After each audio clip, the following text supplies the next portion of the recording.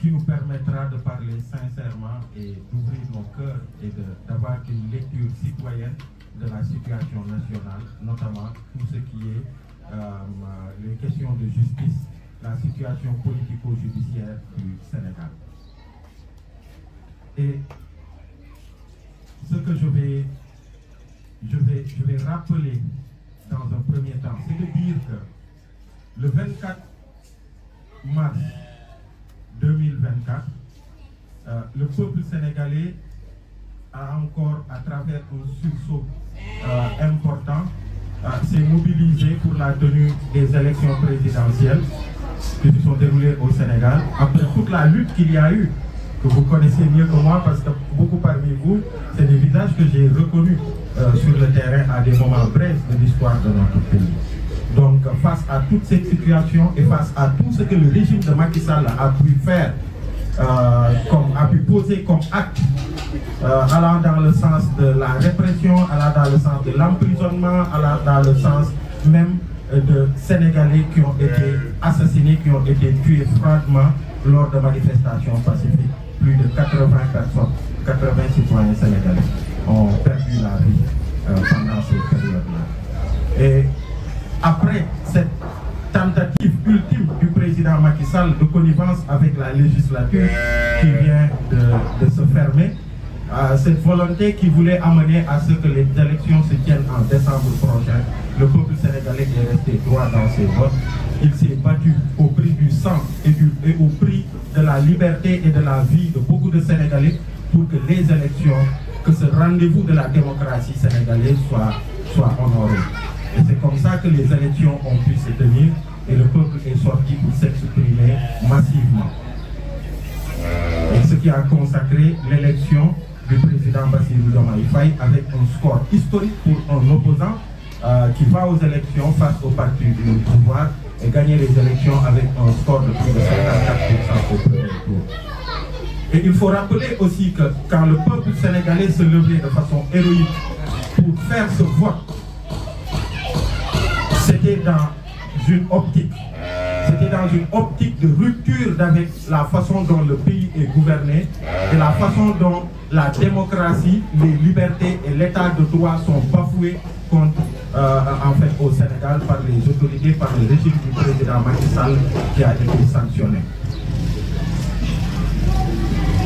Et le Sénégal et le monde entier a apprécié l'arrivée au pouvoir du président Bassirou Diomaye Faye, un jeune président qui s'est battu, qui a subi toutes les foudres du régime de Macky Sall, mais qui, avec des centaines, des milliers de Sénégalais, sont restés dignes face à cette épreuve, au point qu'à un moment, les Sénégalais étaient décidés de l'élire et qu'ils prennent les rênes du pouvoir. Ça a été salué au Sénégal et partout dans le monde.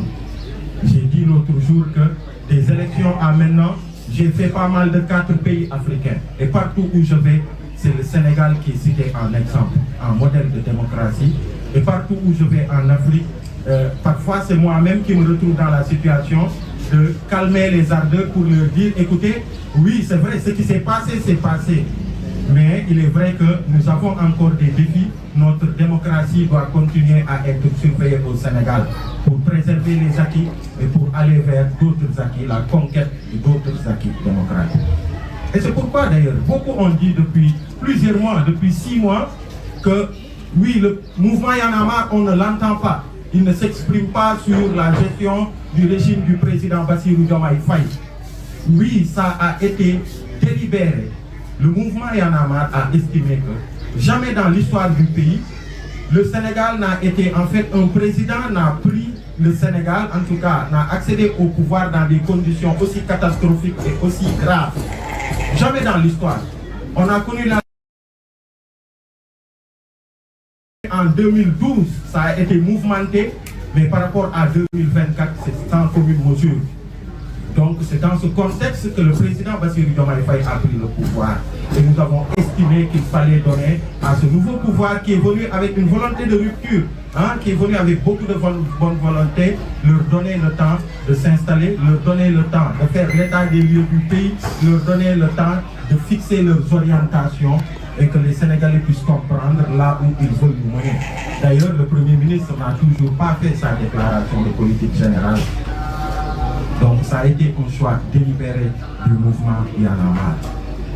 Mais nous sommes amenés aujourd'hui à prendre la parole. Malheureusement, parce que nous, on n'aurait pas voulu prendre la parole au bout de 6 mois du régime du président Bassirou Diomaye Faye par rapport à ce que je viens de dire. Mais quand on voit des actes qui sont posés, ça et là, et qui nous rappellent le régime de Macky Sall, je pense que notre devoir est de nous exprimer. De la même manière qu'on s'est exprimé dans le passé, de la même manière que parfois, sur des questions de démocratie et d'état de droit, on a été aux côtés de l'actuel Premier ministre Ousmane Sonko, président du parti PASTEF. De la même manière que lors du M2D avec l'actuel président Bassirou Diomaye Faye, nous avons été dans le leadership qui a piloté le M2D pour défendre notre démocratie. Et de la même manière que sur beaucoup de luttes, beaucoup de Sénégalais qui sont de l'opposition, à l'époque qui étaient de l'opposition de la société civile, nous avons voulu être là face au régime de Macky Sall.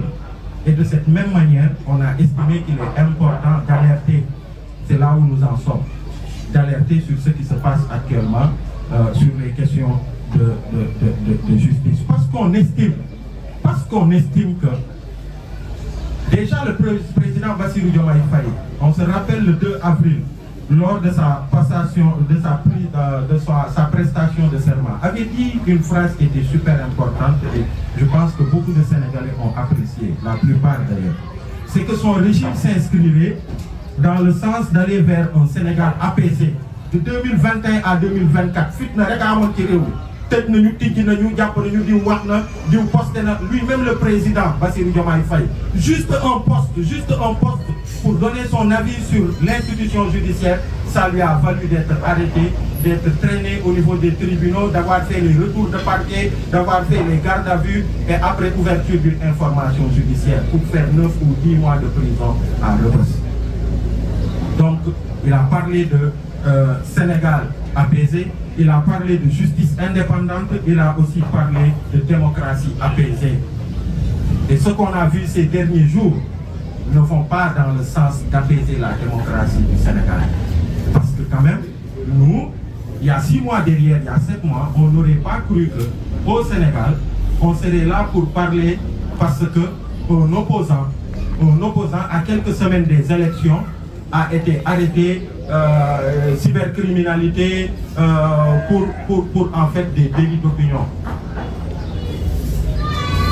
On n'aurait pas cru qu'aujourd'hui on aurait parlé de ça. Un opposant politique, parce qu'il a exprimé une opinion, qu'elle soit fausse, qu'elle soit autre chose, mais qu'il soit arrêté et qu'il soit traîné en justice pour ça. De la même manière aussi, on n'aurait pas cru qu'au bout de 6 mois, qu'un journaliste serait arrêté parce qu'il a critiqué des chiffres que le gouvernement a avancés. Et avant de commencer cette conférence de presse, nous avons appris qu'ils ont été libérés, de même que même Kader de Sen-TV. C'est une excellente chose, c'est ça la normalité. Parce que ces interpellations n'auraient pas dû avoir lieu.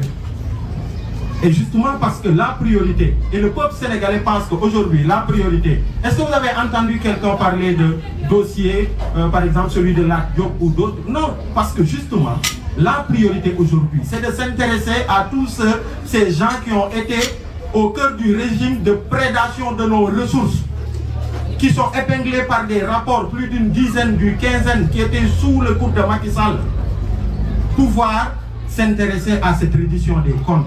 Tout le peuple est d'accord avec le nouveau régime sur ce principe de reddition des comptes.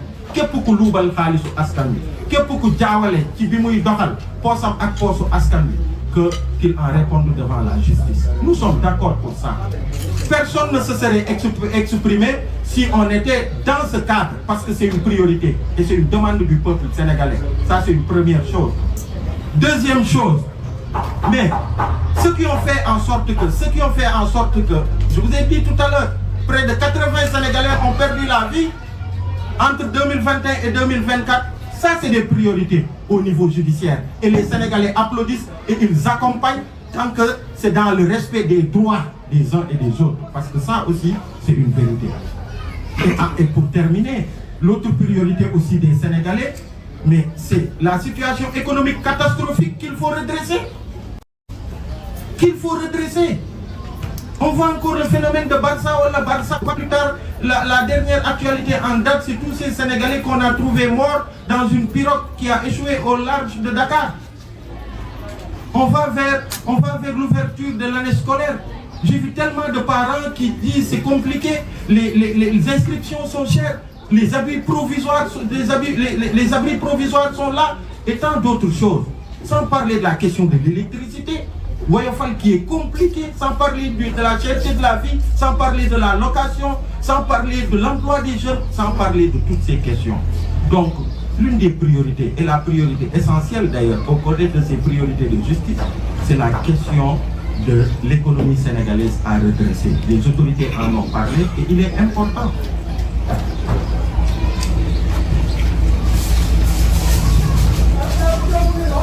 Et donc, voilà, on estime que c'est une très bonne nouvelle que les libérations aient eu lieu et c'est ça qui doit être la normalité.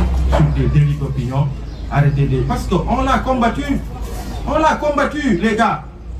Ce qui fut injuste hier ne saurait être juste aujourd'hui. C'est pas possible. Le mouvement Y'en a marre a été aux côtés de Pastef, de toute l'opposition, des militants de la démocratie pour dire non à Macky Sall qui emprisonnait les gens sur la base de délits d'opinion. On ne saurait l'accepter aujourd'hui. C'est pas possible. Et à l'époque, quand on le faisait, c'était pas facile pour nous. Moi, j'ai fait 4 mois et 10 jours de prison, juste parce que les autorités de l'époque, ils ont estimé, parce que vous avez tous vu les circonstances dans lesquelles j'ai été arrêté. Et dans 2 jours, jour pour jour, ça va faire 1 an que j'avais été cueilli sous le regard de mes fils pour m'amener à Rebeuss de façon injuste. Et beaucoup d'autres Sénégalais ont vécu le même sort, et pire que moi. Et c'était pas facile pour nous. Et on en a assumé toute la responsabilité parce que ceux du régime de Macky Sall disaient Aliou Sané, il y en a marre de nous andar Ousmane Sonko. On ne lui a pas le temps. En réalité, ils n'avaient pas compris. Comme moi, ils n'avaient pas compris justement qu'ils pensaient qu'on était avec Macky Sall. Et aujourd'hui, il est clair qu'on est là, on est encore sur des principes. On est encore sur ce qui fait avancer ce pays. C'est ça qui fait bouillonner nos cœurs. Hier, on a reçu une délégation de la société civile malienne qui nous demandait, mais face à toutes les difficultés, qu'est-ce qui vous permet de tenir? Je lui dis, c'est parce que ce qui brûle nos entrailles est plus fort que la crainte et toute autre chose. On est sur des questions de principe. Et c'est au nom de ces mêmes principes qu'on s'exprime aujourd'hui. Et écoute, vous savez, je vais vous raconter une anecdote. Vous savez, à Rebeuss, j'ai eu la chance de découvrir des concitoyens qui sont engagés dans le parti Pastef. Certains sont des responsables bien connus de Pastef. On partageait la cour du secteur 5 et j'ai eu le temps de découvrir de vrais patriotes qui aiment ce pays et qui se sont battus pour ce pays. Et par moments, on a eu des discussions. Moi qui suis de la société civile et eux qui sont de Pastef. Et je passe quelqu'un à l'image de Ibrahim Naïler, que j'ai eu il y a 3-4 jours pour lui dire bonjour. Et dans les discussions un jour, je lui ai dit, écoutez, peut-être qu'un jour vous prendrez le pouvoir, peut-être, parce que c'est le peuple qui votera. Mais la seule chose que je voudrais vous dire, mon cher ami, c'est que aujourd'hui nous sommes en prison de façon injuste et nous pouvons avoir de la rancœur contre le régime de Macky Sall. Peut-être qu'on serait en droit même d'avoir cette arme contre le régime de Macky Sall.